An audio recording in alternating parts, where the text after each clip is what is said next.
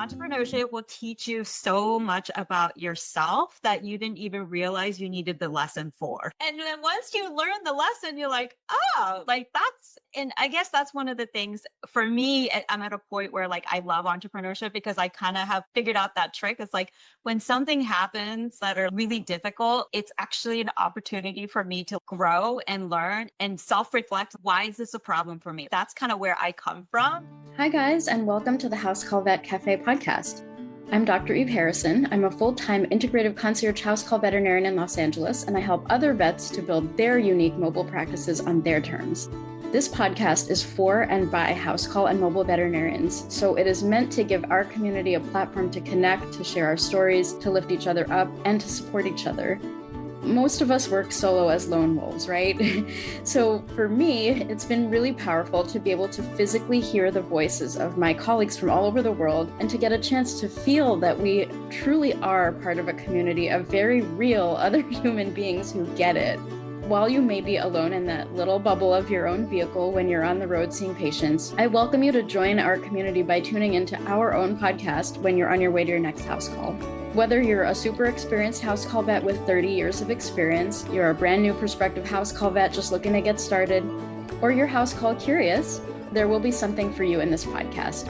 Each episode, you will hear interviews from other mobile veterinarians just like yourself who are doing unique and innovative things, vets who are sharing their stories, their struggles and challenges, and you can also look forward to hearing valuable information and perspectives from specialists and experts outside of our micro niche. And finally, if becoming a house call veterinarian is something that you've been thinking about exploring, or you're looking for some extra support getting your own mobile practice to feel more profitable and sustainable for you, check out the information in the show notes about my course and our above and beyond supportive private community for members only, plus our monthly group coaching sessions within the House Call Vet Academy.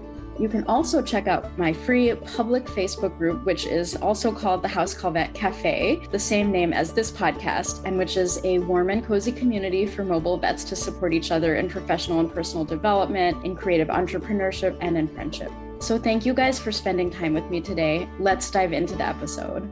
Hey everyone, I am incredibly excited to introduce our next guest, and I've been wanting to talk with this doctor woman for a while now when we finally locked it down. So we have with us today the amazing Dr. Fumiko Miyamoto. She is the founder of Scoobie's Veterinary Concierge Service, a membership-based house call veterinary practice serving South Florida. Originally from Japan, she moved to the United States at age 15 to pursue her dream of becoming a veterinarian. Her path into veterinary medicine was anything but traditional. Before earning her veterinary degree from Ross University School of Veterinary Medicine, she spent over a decade working as an RVT in emergency medicine. In 2018, she started her own veterinary relief practice supporting clinics across South Florida, and that experience eventually led her to launch Scoobie's Veterinary Concierge Service in August 2025, bringing personalized veterinary care directly into pets' homes. I am so proud of this woman. She shares her home with her 3 dachshunds, Mabel, Charlie, and Ava, who I just had a chance to meet, who is absolutely lovely, especially Ava. And she enjoys spending her time going to Pilates class, quilting, and traveling. So welcome, Fumiko. I'm so excited to have you with me today. And we happen to be recording on a Sunday because we're both just crazy like that. So thank you for spending your weekend with me, at least a tiny little portion of it.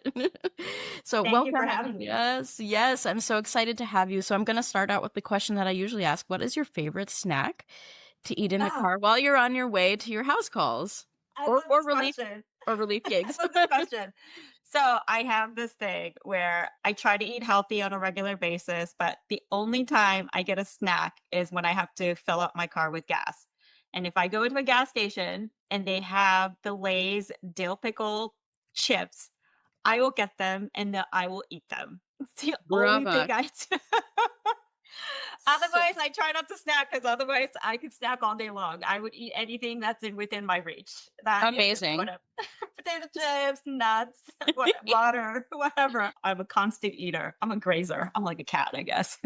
Yeah, you're a snacker. Join the club. Oh my God, the pickle flavored everything. I'm all about it too, right?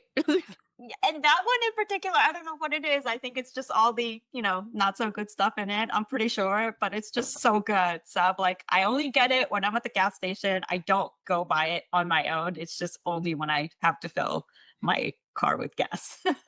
Totally, totally. And I happen to know like you are an incredibly healthy person and like you prioritize wellness in every way. And we're going to get into that as a part of this conversation. So I'm like, oh, Fumiko's eating Lay's still, pickle chips. Yes, that is the one thing that I will not give up. That's why I try not to reach perfection anymore in my life. So I'm like, okay, this is one time. I'm like, it's okay, and I love it, and I'm gonna admit to it. Amazing. And I will be right there with you admitting that my guilty pleasure is likewise my prize, my incentive to make sure that I don't let my gas tank get to 0 or -5 is that when you go to the gas station, you get to have a treat. And for me, it's a Haagen-Dazs chocolate ice cream, a dark chocolate inside and dark chocolate outside, the popsicle. Yeah, I love it too. If I was a lactose intolerant, I would have, I would definitely eat ice cream and all kinds of dairy stuff all the time. But now in my 40s, I cannot tolerate lactose, unfortunately. So enjoy it while it lasts. I'll enjoy it on behalf of both of us. And if we were local to each other, the two of us would just be like cruising to our house calls together, snacking and like eating all the crumbles everywhere. And Oh yeah, my car is definitely a mess when I go get my car cleaned on a, I don't know, 2 months basis. There's just crumbs and chocolate smears. Like, chocolate smears everywhere. I'm right there with you. My steering wheel, what a mess. I was like, oh, to some people, this may not look like chocolate, actually. You are a veterinarian, are you not? Yeah, exactly. That's my point. I was like, that's what people are thinking. Hilarious. Oh my God. We're a hot mess, are we not? This is a great start to this episode. I'm loving it so much. I did warn you. Yes. All the laughs. Yeah. And all of our, by the way, for anyone who's listening, Fumiko is in the Concierge Vet Mastermind. Our cohort is just coming to a close, but she just renewed her access. So I'm particularly excited because all of our calls are just laughter and just joy. And Fumiko is like seriously responsible for a large percent of that. So, oh, that's so sweet. Yes. And we're going to get to that a little bit later as well. For anyone who's curious about Concierge Vet Mastermind, she also started out in the House Call Vet Academy, I think in 2020, early 2025, maybe. Can't remember. We'll get to that. But for anyone who's interested in those experiences, we'll also hear from Dr. Fumiko about that as well. So hold your horses, everyone. We're going to get into some good stuff. And I would love to kind of open things up a little bit by hearing a little bit more about your journey, about how you became a house call vet, and you just jumped right into concierge as well, which is rare, but you did it. And I'm so proud of you. So I would love to hear a little bit about that journey.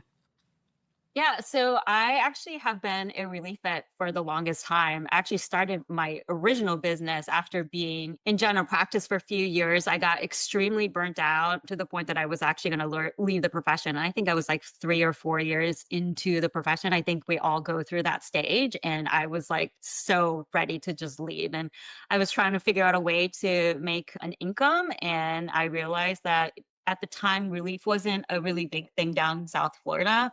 So when I switched from being a general practitioner, I took a sabbatical for 3 months and then I started my relief business. And from there, it kind of took off. So I've been very fortunate with my relief business. I've been able to increase my prices and have clinics that keeps, having me as a repeated relief. So it's been a great journey. But about a few years ago, it kind of started to become where I wanted to do something different. And also, it was also a time where I just had one particular client that I just kind of kept in touch with in the time that I was doing relief. And she would just basically follow me from clinic to clinic to clinic. And it came to a point where she was starting to have a dog that was kind of reaching the end of his life basically, and he needed more care. And that's when she was like, I just wish you had a house call where you can come to my house, and all that kind of stuff, kind of conversation started, and that kind of started the whole journey actually.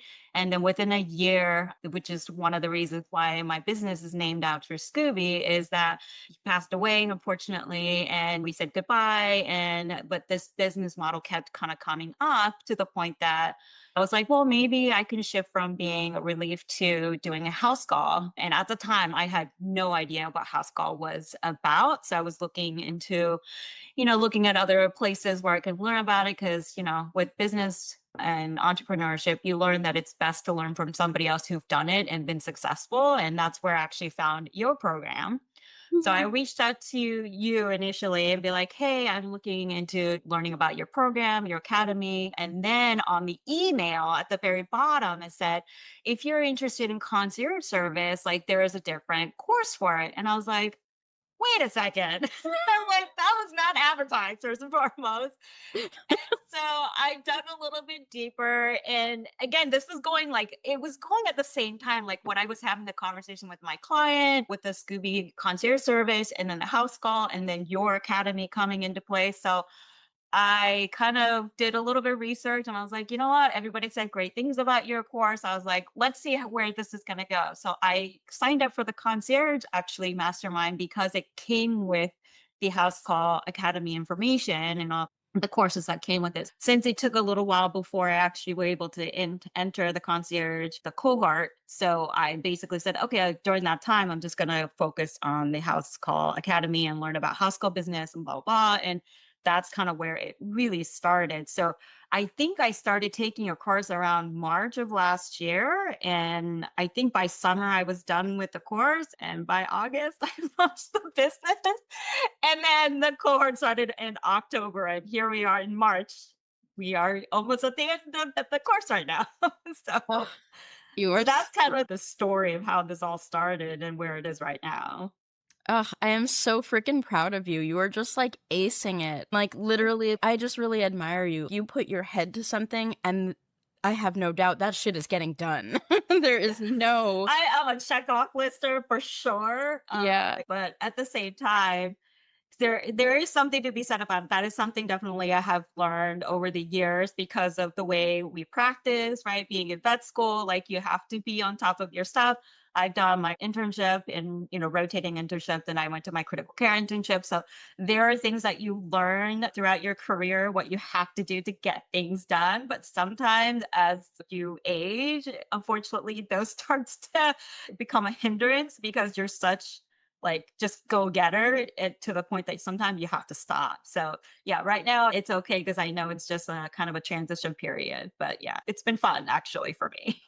Yeah, no, you've really been doing great. And I really admire also like the balance that you found. Like you really kind of alluded just now to the fact that, we're go-getters, generally type A, like next, I want this, I'm getting it done.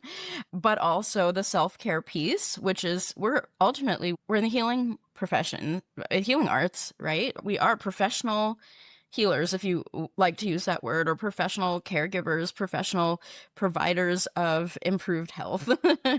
And as such, we are supposed to be the embodiment of that same health. And I think you really, really do a beautiful job of taking care of yourself, of really living what health is and practicing from a place of health. And that's unusual. I want to say that's really unusual in the veterinary field, even among, some like so-called holistic vets. And this is not a knock on them. It speaks more to the fact that we really struggle. It's hard to take good care of ourselves. It's hard to practice what we preach. It's hard to embody being a healthy provider of health, right? And really embracing the balance and the push and the pull and the self-care and the care for the patients and the care for the practice. And I think there are just so many ways that you really embody that. And I wanted to just honor you because I think we could all learn from that and we can all be better vets and better entrepreneurs by putting our own health at an equal level with the pushing, with the entrepreneurship, and accepting help from mentorship, meditating every morning, which I know you do, yoga. You're an inspiration. And I just really think also that my theory and what I kind of in my heart know to be true is one of the many reasons that your practice took off so quickly is that you understand this secret, that you can't thrive here and say, I'm going to fuck off in this area of my life, i.e. my entire health, well-being, etc. They have to be together, held together. And Yeah. because they say your health is your wealth, right? So I'll pause there for a second. No, you're absolutely right about that. And I do really work hard at that for sure because of what have happened in the past, right? With this is all learned experience. I think if you have done it yourself, being in a residency program, like how grinding this job can be. And it's almost in a weird sort of way self-inflicted.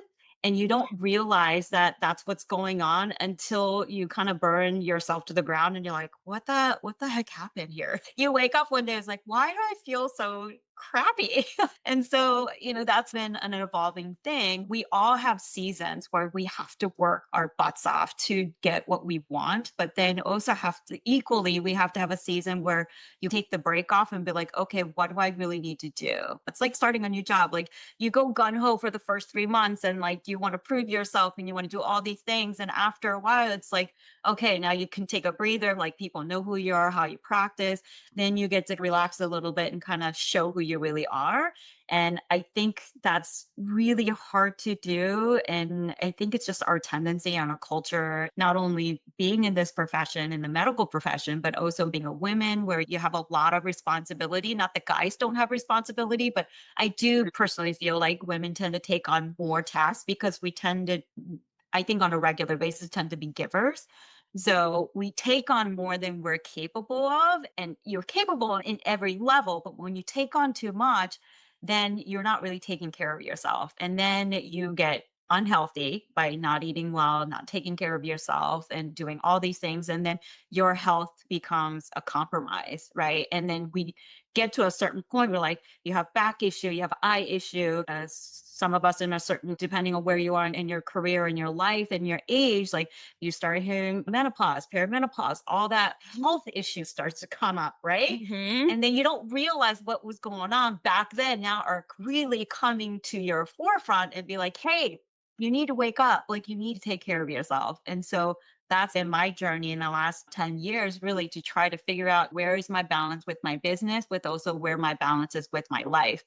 I think the generation before us really have done a great job working hard, building a certain reputation for our business so that we as women and just going forward as veterinarians could be successful.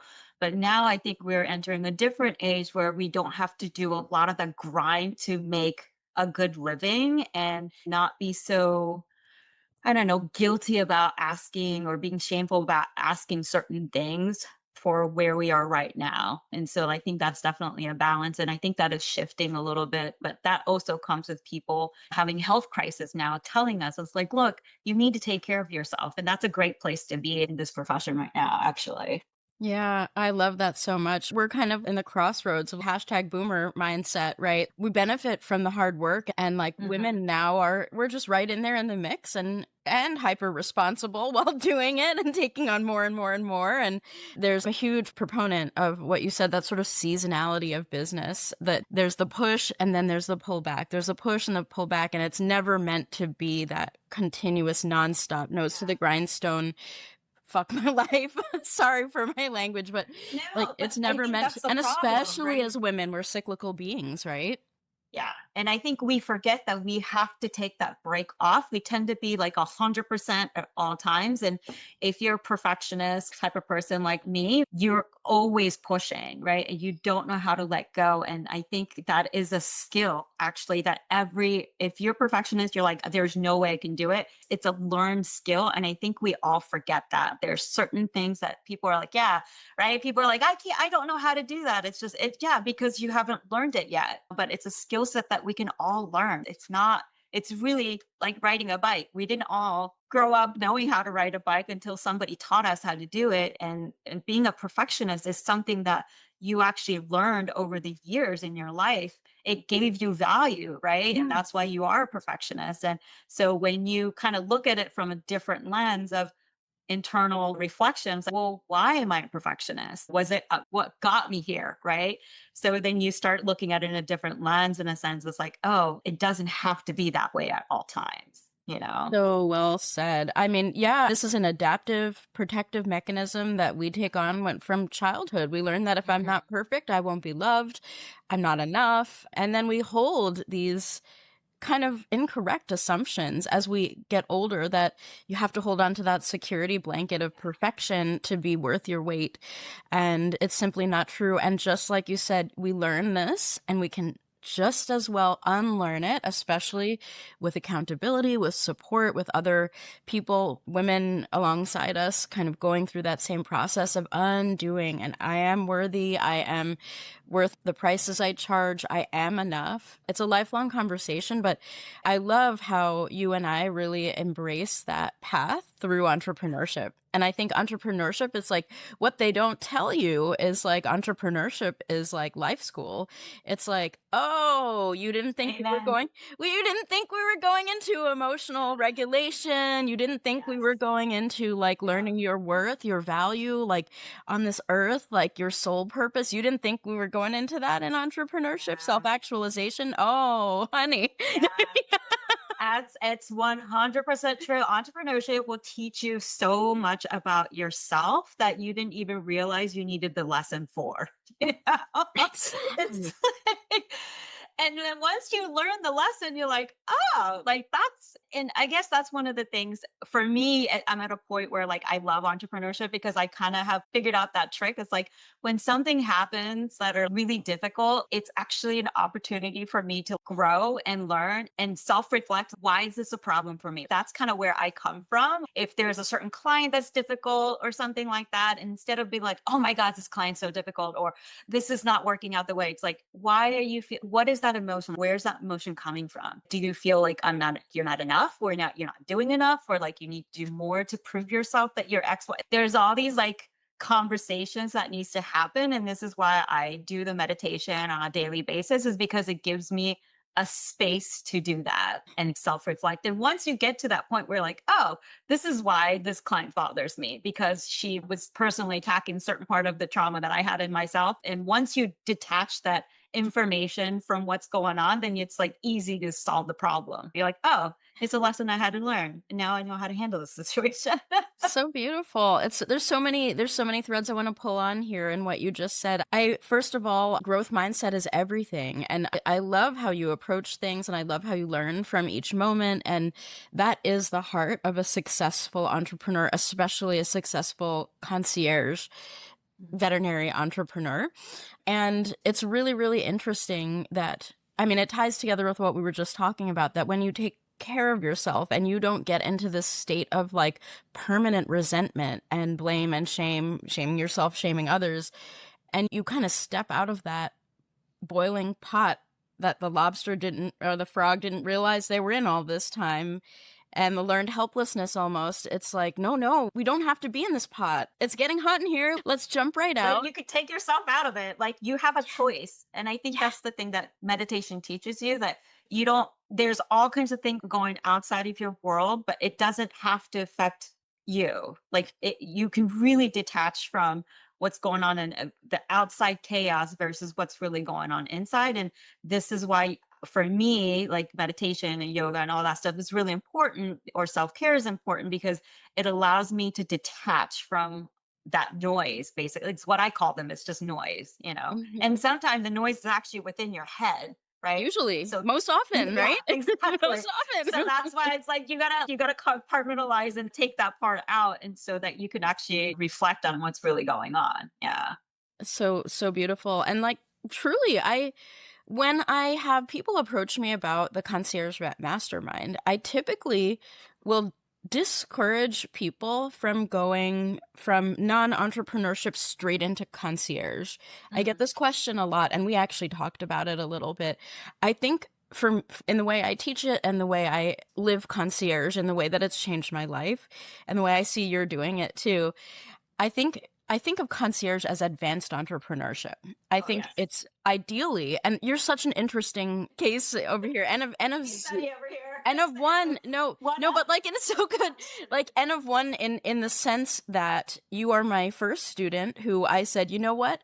You have this beautiful growth mindset. You've done clearly work on yourself. You continue to do beautiful work on yourself, and you do have experience in entrepreneurship as a relief vet. So let's see how this goes. We're going to take you into the program, even though you don't have a house call practice yet. And that is usually what I tell people. I would love for you to just see what entrepreneurship feels like. Have your own client for the very first time before you lock yourself into somebody with a contract of sorts. And you just blew my mind. You were just right in there with the right mindset and you just flew. And you're like amazing clients and patients. So lucky to have you. I just love that you really, I mean, it's truly rare. And again, I usually tell people, look, the best way that I find for people to really be happy doing this work and have really good, solid success, start the business.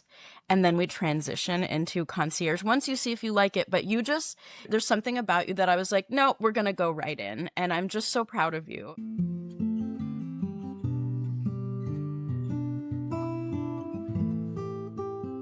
Hey there, it's Eve Harrison. There's a question that I get from veterinarians all the time. How do you do concierge practice in your house call vet practice? Another question I get is, what is concierge practice? So the term concierge definitely gets thrown around in a lot of ways that are different from what I mean. But for me, I'm a house call vet, but as a mini micro niche within house call vet practice, I specifically have a concierge practice. So among other features, concierge practice functions as a membership container, but that's not the only thing that makes concierge concierge. What concierge practice really means for me is that I run a thriving, fully self-sustaining house call practice where I see way fewer patients. I earn income that is way more aligned with my actual effort, my skills, and the super thoughtful heart and soul that I put into my work. And the best part for me is that my client base is perfectly curated.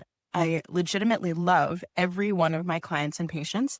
And as a result of me not being burnt out or resentful, and feeling secure in my income and the energetic exchanges occurring between us, everyone involved receives the thoughtful, comprehensive care that they deserve, including me. And I actually have time and energy left to be my whole self rather than being defined by my career only. My Concierge Vet Mastermind program gives you everything you need to build a sustainable practice that honors both your calling as a vet and your ability to live a balanced, fulfilled life. In just 6 months, I will personally guide you through my Compassionate Concierge method with exclusive on-demand training, along with private coaching and direct text access to me, as though you were a member of my actual concierge practice. So you get to feel what it's like to be a client in my own concierge practice. You'll learn exactly how to structure, price, and market your services while skillfully and compassionately honoring your own boundaries. Plus, you'll join a super intimate community of like-minded veterinarians who are transforming their practices right alongside you. Do you want to learn a little bit more about what concierge vet practice is and if it's a good match for your goals before you commit? If so, check out my free Concierge Vet Starter Kit. Both links are in the show notes for you. Welcome to VetMed's best kept secret, and I'm sharing it all with you. I can't wait to see you inside. Can you tell me a little bit about what's it been like? Like you've got yourself a good handful of concierge subscription-based clients right out of the gate. Let's hear about it. So that's really interesting. And thank you so much for believing in me. I'm so glad that you chose me to come into the mastermind because you're absolutely right. I do agree with you that wholeheartedly.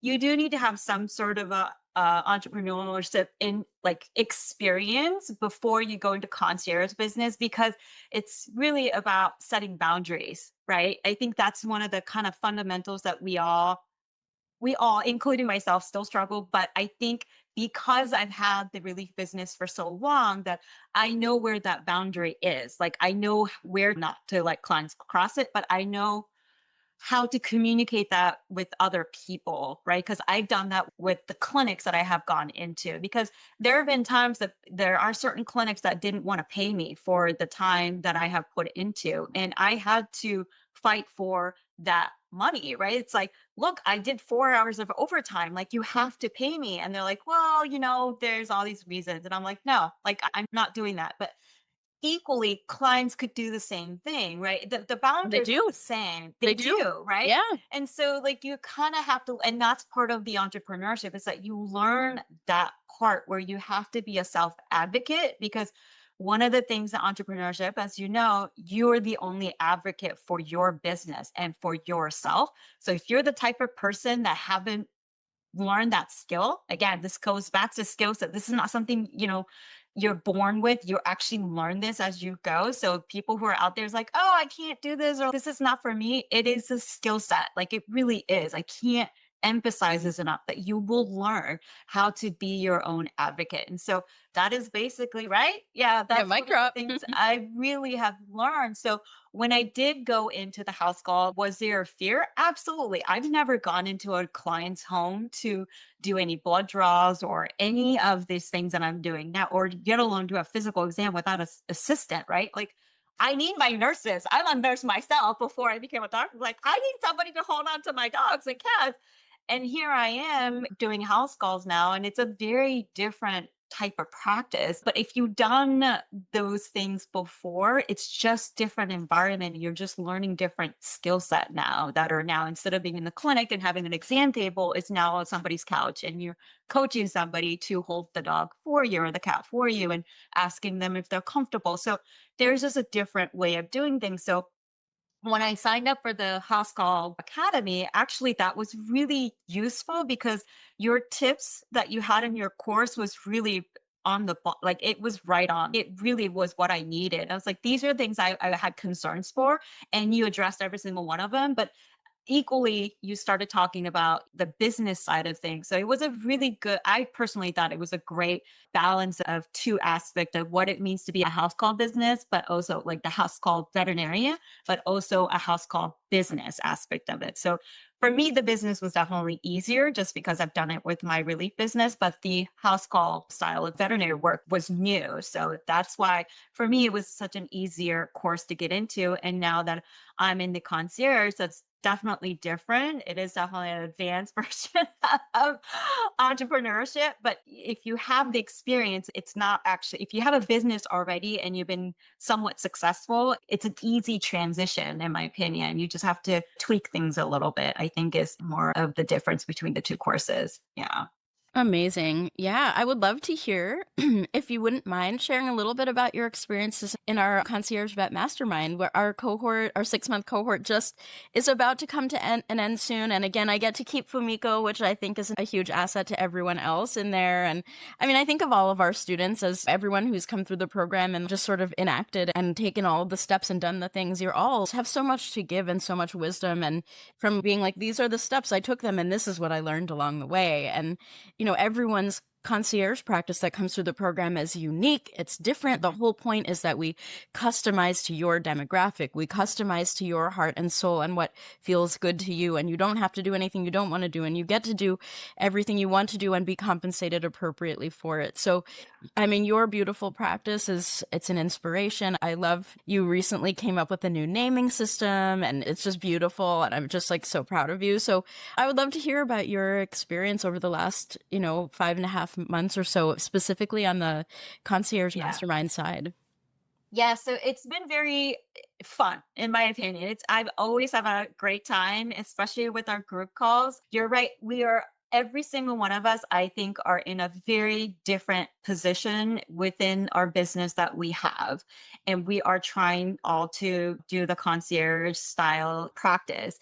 And I think this is one of the things we talked about in 101. One of the things that I kind of struggled when I'm in the group is like, because we do have a good collection of holistic doctors in our practice. And I was coming from the GP perspective. It was like, I don't know how to make this model work in the GP style concierge service. And you and I talked about it. You gave great suggestions. I was like, oh yeah, I could do this. I don't have to become a holistic doctor to have this business, although I do love that aspect of holistic. So I would love to incorporate going forward. But at the same time, everybody's in a different place. We all have something to contribute. And that's one of the things I love about this particular group.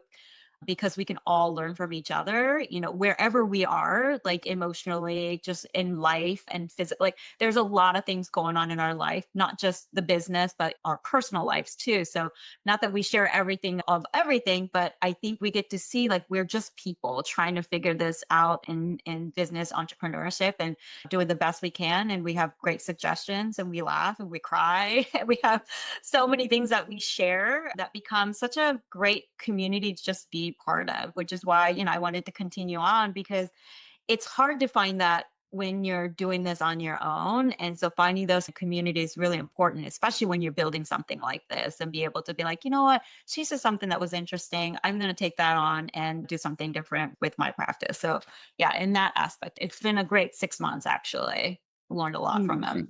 Amazing. Oh, I love that you mentioned that conversation we had about like, can you do concierge if you're not holistic? And I get this question a lot. And I mean, it makes sense because I'm sort of like advocating about concierge practice and I put out all this marketing material about how great concierge is. And here I am, I'm an integrative vet and I'm in Los Angeles and people are like, oh, well, she's in Los Angeles and she's an integrative vet. So of course it works for her, but it wouldn't work for me. It wouldn't work for my type of practice. It wouldn't work for my demographic, but it's simply not true.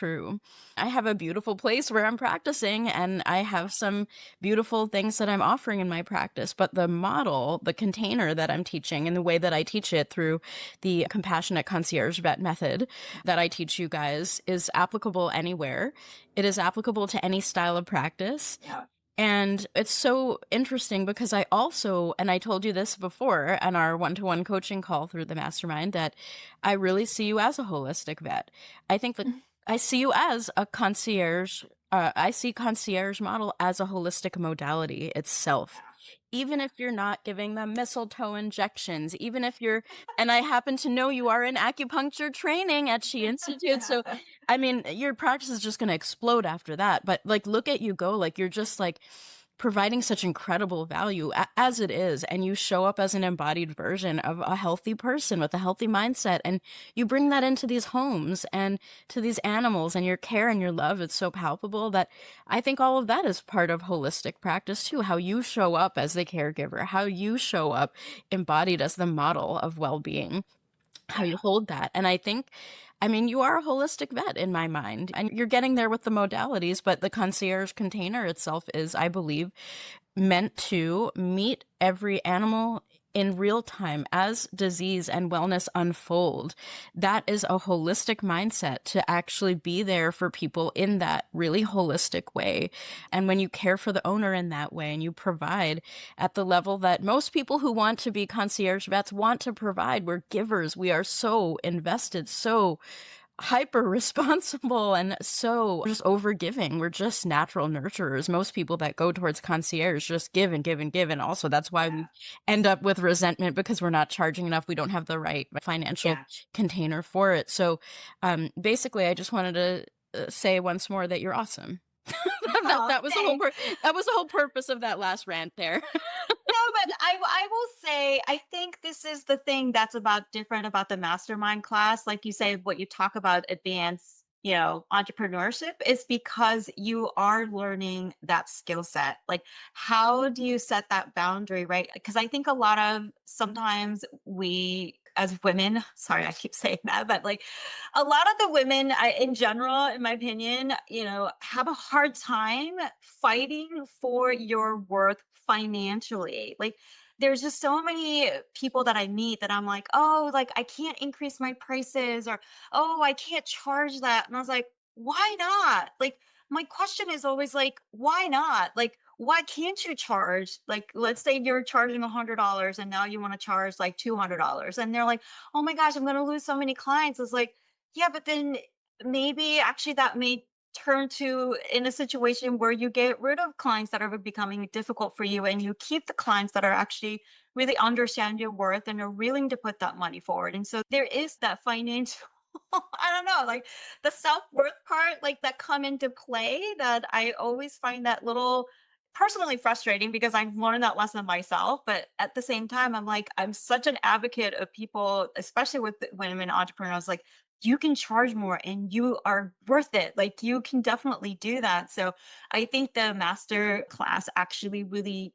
we talk about this a lot, actually, I feel like. So I feel like I can say this, like we teach each other how to do that and be an advocate. It's like, look, you can charge that amount. And I'm open book when it comes to, I was like, look, this is what I charge. And I tell that to the people in our course saying, hey, this is what I charge, this is what I'm going to do. And I have no problem sharing that with people as long as it's not public, obviously, you know. But in a small quarter of the things that we do, it's like, look, I don't have any problem sharing because if this forces you to charge more, then that's what I will do. See, if I can do it, you can do too. That's how I feel like, which is what I love about this group is I think we're very open to those kind of advice and critiques, basically. Yeah, yeah. I really love our group too with like, I like really with my spaces to be non-gatekeeping. Once you're in the community, what do you want to know? I got you, like we got each other. We're going to rise together. And I love how you show up in that and how the other women in the program, all of you know, if you're listening, you all know who you are. You're all amazing. If you're listening back after the first cohort that Fumiko was in, we're talking about you. Right. You're listening to this like a year later, who knows? But no, it's so important. The inner game is everything when it comes to self-worth, and that foundation is so important. We have inside the program, one of the lectures is called In It for the Money, ... mindset. In it for the money mindset. Because it's like, yeah, everyone says that to us, but it's like, I am in it for the money mindset. I'm trying to support myself, damn it. I do good work. Yes. I am an incredible vet, and so are you, and so is everybody who even has an inclination in their mind that concierge might be for them. If you're coming and even thinking about concierge, you are a person who is giving from the heart, from the soul, and you know it. And let's work together to be okay with that energetic exchange. I'm giving so much from my heart. Let me please be compensated for that. And let me please have clients who are willing and able and abundantly excited to pay you your worth because they are so freaking grateful for you. Why do we not? We all deserve that. There's no reason we shouldn't have that. Every single one of us. If you're listening to this podcast, you deserve it too. Yes. Yeah. Everybody does. And I think that's sometimes hard when you are so used to the grind, right? Some of us in the GP world are under commission style income, right? Where the more you do, the more your case you see, the more you do X, Y, and Z, the more money it comes to, your paycheck, which is good. There's nothing wrong about that. And the flip side is that it teaches you that you have to do the grind to make financial gains, right? And so concierge service actually gives you the kind of the balance, right? Of you can work equally as hard but get compensated more because you are doing a different type of service. You're not going from appointment to appointment to appointment. You're maybe seeing 2 appointments and in a day, right? So then you have to ask yourself, well, if I'm only seeing 2 appointments, and if you're used to doing, for example, GP world, what are you making in that day, right? And then think about, I kind of like to work backwards of whatever you produce for your practice, like what do you have to do to replace it? That's kind of the equal thing that I can use as numbers, because like numbers are always good, especially when you're doing entrepreneurship. It's not like something that you make up. So if you have a solid number and you're like, okay, if I only get to see 2 clients, what does that mean? Like how much do I have to charge for that particular incident? It makes it a little bit easier to be like, okay, this is the money that I'm going to charge for my client. And then it becomes a little bit easier. And then now you have to work within yourself. It's like, oh, I am going to charge this much. Am I going to be worth it? And that's an internal game that right? That's an internal thing that you have to work with and overcome and be like, yes, I am definitely worth it. And I can charge this much. So good. And I want to say that if you are a person who's listening to this and you're like, I know I don't charge my worth, I don't feel my worth, I'm not worthy, and I've been working on this for a while and I can't seem to overcome these feelings. I just don't feel I'm worthy, or I have imposter syndrome and I don't think I'm enough and I don't think it's okay to charge those prices. I want you to know that you're not broken. You're not alone. You're not alone. I promise. It is incredibly difficult to overcome that mindset alone. Incredibly difficult. And that's why people, Fumiko, myself, have had years of coaching, years of immersion in women's groups, not only women's groups, but containers where you're held and you have accountability and you're encouraged and cheered on by people who truly believe in you. Yes. And that, I believe, is necessary. As human beings, we don't work in a vacuum. We can't bootstrap ourselves with this. You can read as many books as you want, and that will help, but that's not enough, in my opinion. This is such deep-rooted narrative and stories about ourselves and our worth. Some of it's generational trauma, some of it's cultural trauma, and we cannot do that alone. So I just want you to know that if you're struggling alone, it's not a you problem. It's that this needs a deeper, more holistic, more community-oriented, and allowing yourself to be held type of support, and we can get through this. So, Fumiko, I just loved having you on this episode. I love having you in the group. I love everything you've contributed. I know your clients and patients are so incredibly lucky. Before we close up the episode, I would love to hear from you two things. One, what's your favorite thing about concierge practice or about being a concierge vet? And two, do you have any advice for anyone who's considering joining us in the Concierge Vet Mastermind? Our next cohort is starting in about a week. So I'd love to hear if you have anything to say. Yeah, I would say for the concierge part is the flexibility. Really, you get to kind of like how I built my relief business. It's all the way been about flexibility, and concierge business allows you to do that. Again, my relief business, I've been so fortunate enough to have built the way it is, to the point that I don't really work that much. I work 2 days a week and that's it. And I charge a certain amount and I take a whole bunch of time off. Like I take 3 weeks off during the summer, for example, and I go to different places and travel a lot. So again, that relief business allows me to do that. And when I started the concierge business, unlike the house call, right, the typical like the mobile type of practice that I'm talking about, it allows me for my client to be very picky and choosy and be like, look, I take 3 weeks off during the summertime, just so you know. And I put that out there, and I love that flexibility, and it works with my schedule. So that's one of the things I do love about the concierge, that it's really your own practice, the way you want to do it, and you're in charge of how things going to go. For the people who are thinking about or want, is going to go to the next level and wanted to join, I mean, you're going to get your money's worth for sure. There is so much wisdom, a great community. I can't say better things about this course. So if you're ready to take on that next step, if you, especially like you said, if you have a business already and you want to take it to a next level, it is a hard shift, but it's not an impossible shift. And it's really for people who are looking to kind of solidify their practice and really making it into your own, so you're not burnt out all the time. And this is, I think, to me, concierge is a really great long-term plan for your future. If you're the type of clients, or if you're looking to, if you have a business that are like, oh my gosh, I don't know how I'm going to sustain this for the next 20 years, concierge will give you that, because it allows you to be that flexible. It allows you to be selective. It allows you to be and make the income that you're looking for. So it's really, really great for that. So if that's the direction you want to go, you should definitely sign up for this mastermind and come join us. Yay! Yes. Yay! Thank you so much, Fumiko. This has been such a fun conversation, and I agree, concierge is the epitome of sustainability. And I think it's a retirement plan too. I don't want to ever I don't want to ever give this up. I'm retired already. I'm in full-time concierge and I feel retired. That's great. Yes. Mm-hmm. It is. It really is a different way of practicing, because I always thought, being in the GP world, I was like, I want to retire at 55 because I don't know how long I could do this, right?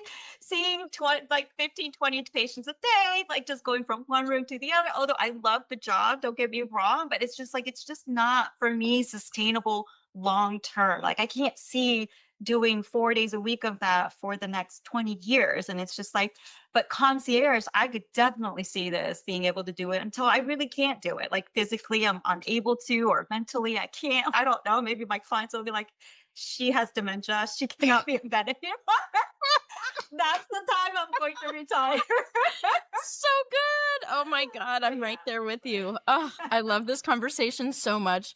I wish we could go on for another hour, which means we're going to have you back on the show.